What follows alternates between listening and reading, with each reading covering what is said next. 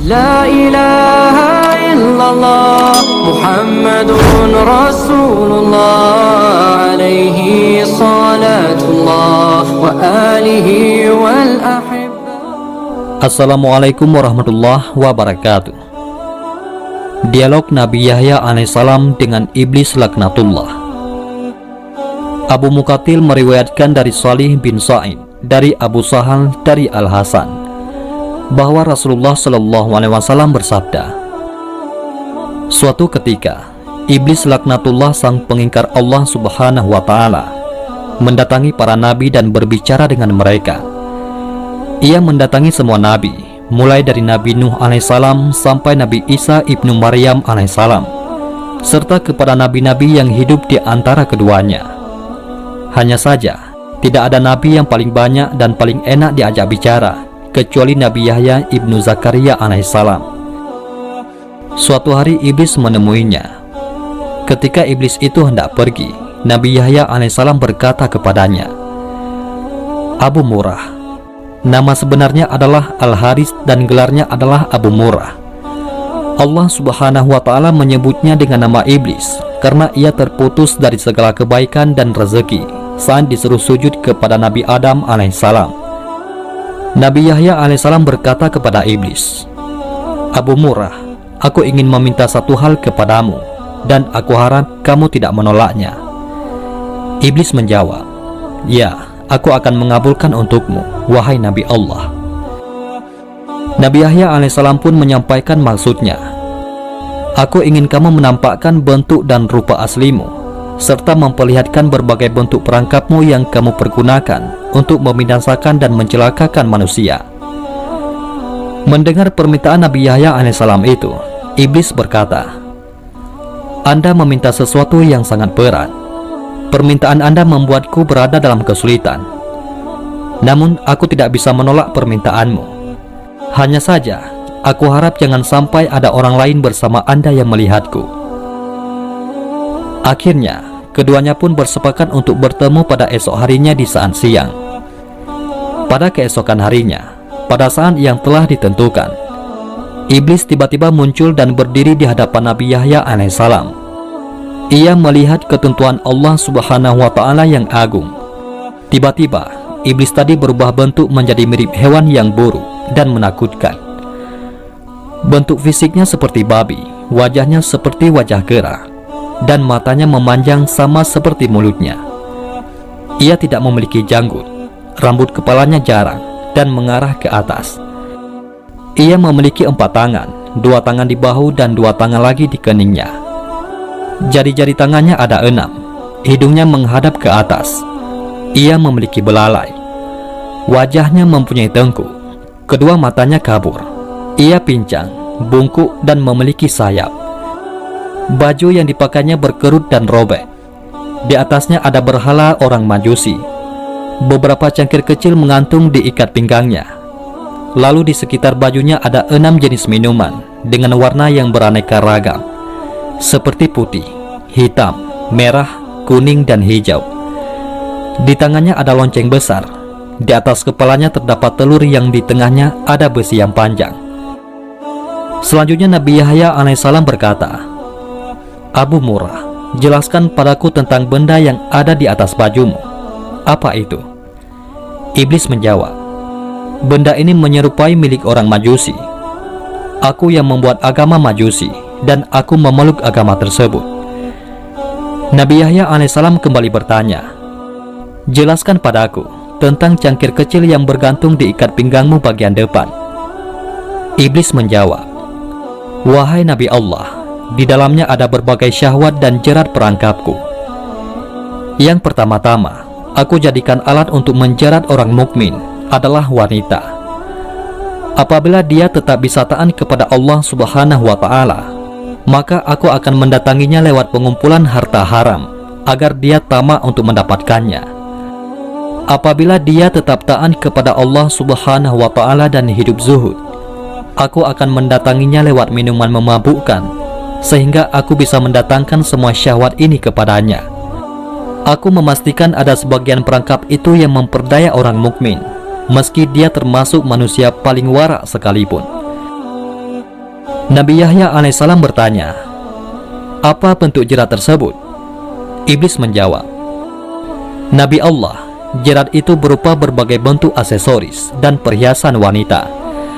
Salah satu dari aksesoris dan perhiasan itu selalu mewarnai baju wanita, sehingga sesuai dengan wanita yang memakainya.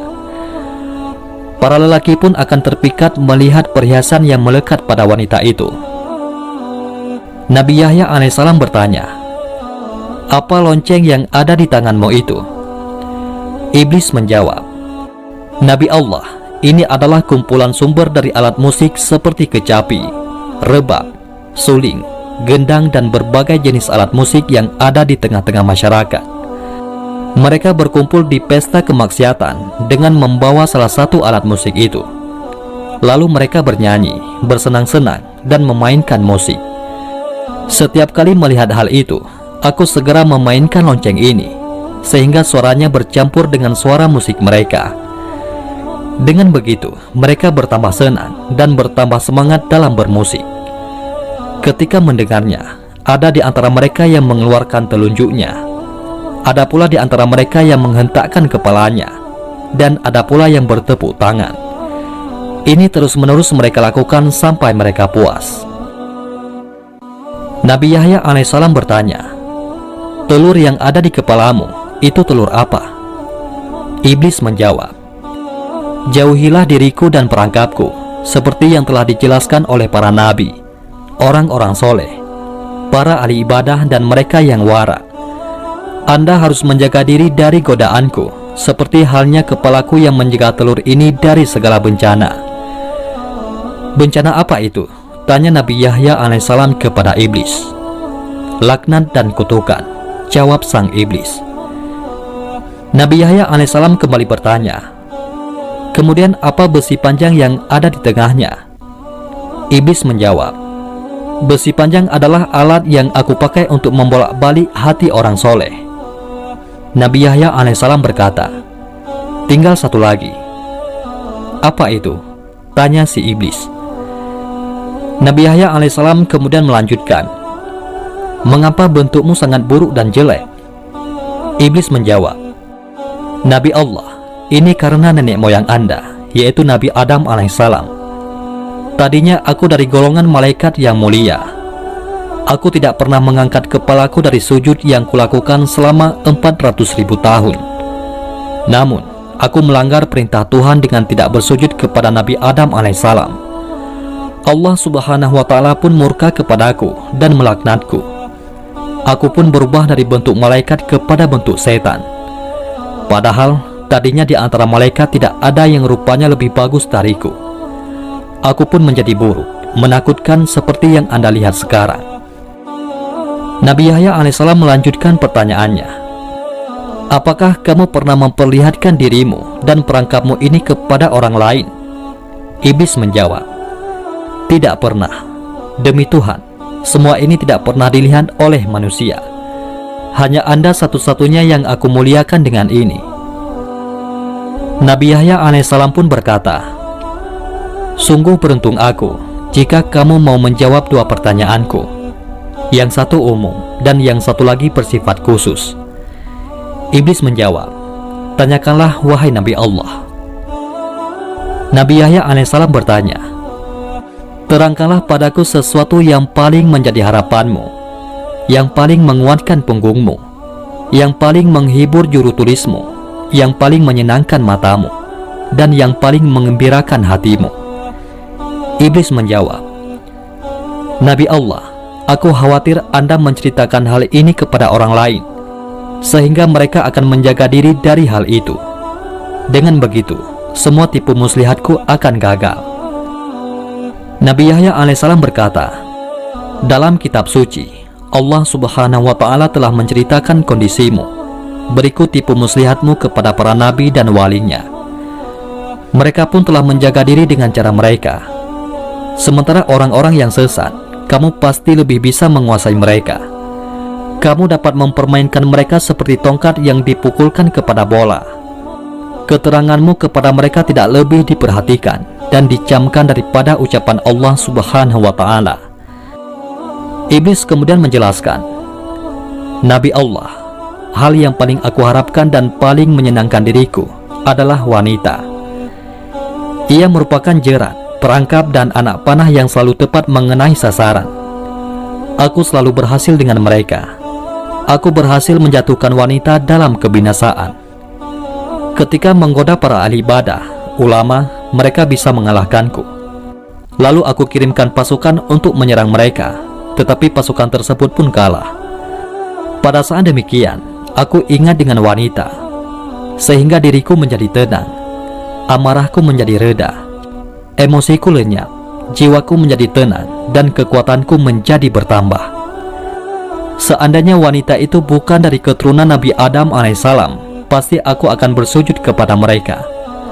Mereka adalah maduku, jimat mereka ada padaku.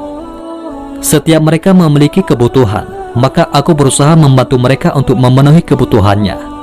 Pasalnya, mereka adalah harapanku, sandaranku, gantunganku, orang kepercayaanku dan pembantuku.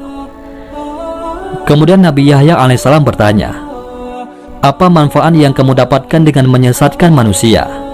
Dengan apa kamu menguasai manusia? Iblis menjawab, Allah subhanahu wa ta'ala menciptakan kesenangan dan kesedihan. Allah subhanahu wa ta'ala juga menciptakan yang halal dan yang haram. Dia memberikan pilihan di antara keduanya kepadaku saat Nabi Adam alaihissalam diciptakan. Aku memilih syahwat dan kesenangan. Aku juga memilih yang haram, yang keji, dan yang mungkar, sehingga semua itu yang menjadi kecerendungan dan seleraku.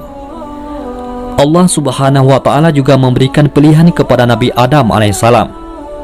Namun Nabi Adam alaihissalam memilih kesedihan, ibadah, dan yang halal, sehingga semua itu menjadi tuntutan dan harapannya.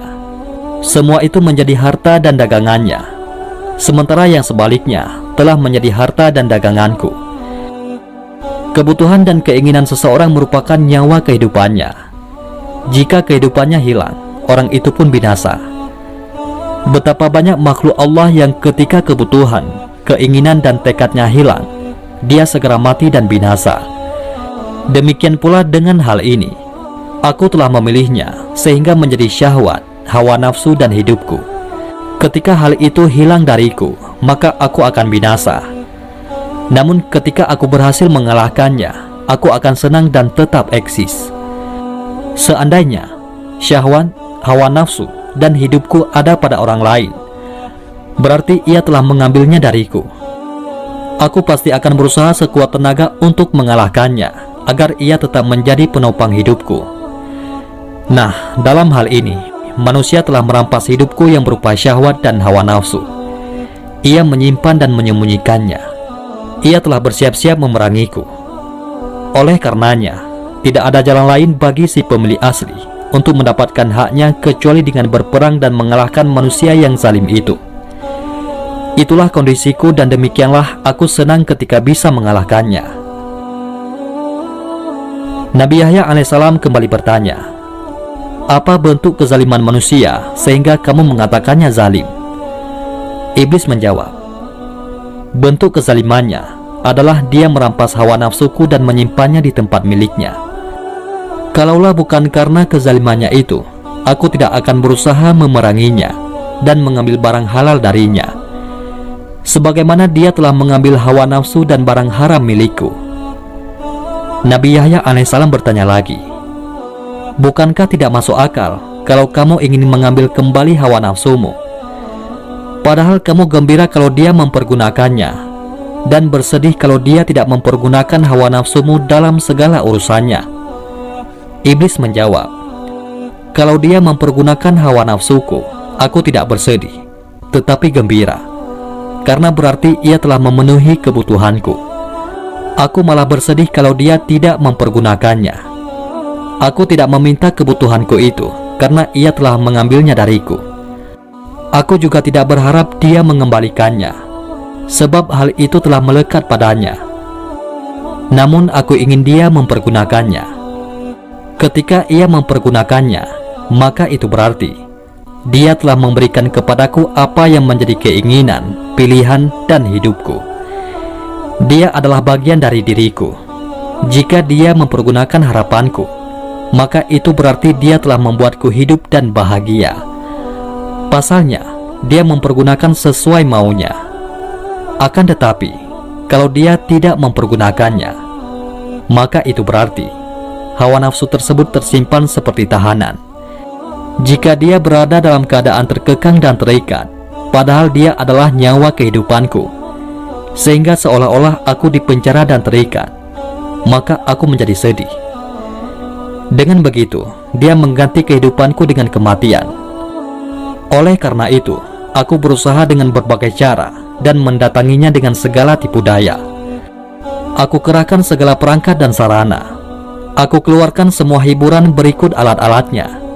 Lalu aku pukul, aku gerakkan, dan aku lambaikan dengan dia melihatnya. Dengan cara itu, dia mulai bermusik dengan semangat. Dia juga mempergunakan hawa nafsu yang ada padanya, yang merupakan nyawa dan syahwatku.